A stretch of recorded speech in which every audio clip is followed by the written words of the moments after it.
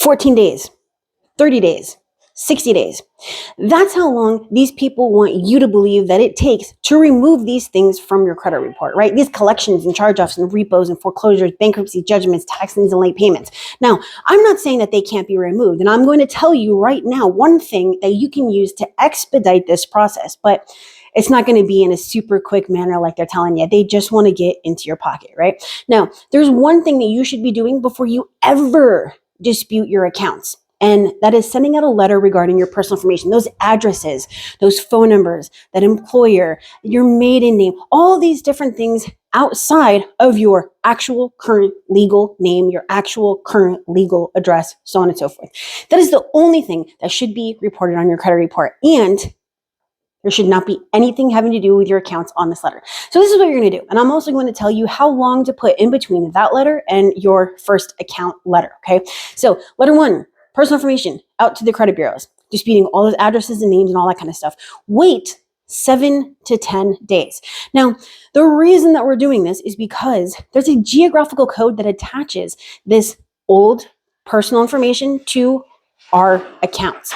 And instead of doing what they're supposed to, the credit bureaus, that is, an actual investigation where they're actually researching and finding out why this is on there and whether it should be on there, they just use this geographical code and that's it. Verified. Have a nice day. Right? So that's why we're removing this, so that they have to actually do an investigation. Okay. So what we're going to do is we're going to remove this geographical code so that the credit bureaus cannot just verify without some sort of investigation. Okay.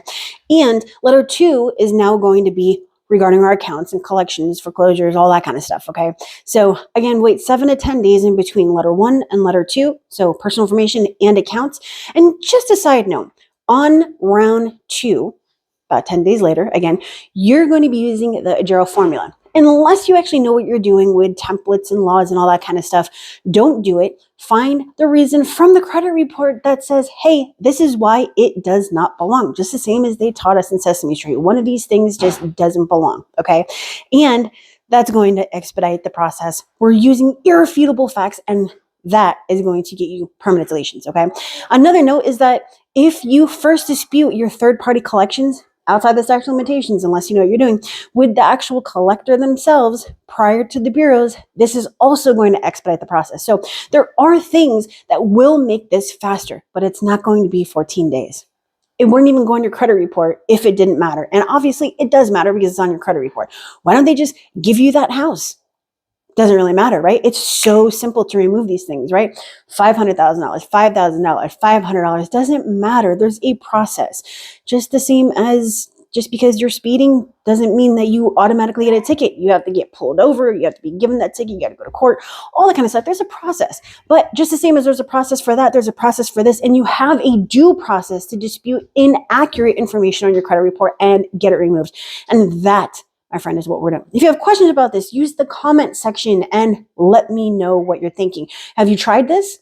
Are you currently disputing your personal information? Do you have questions about it? Let me know.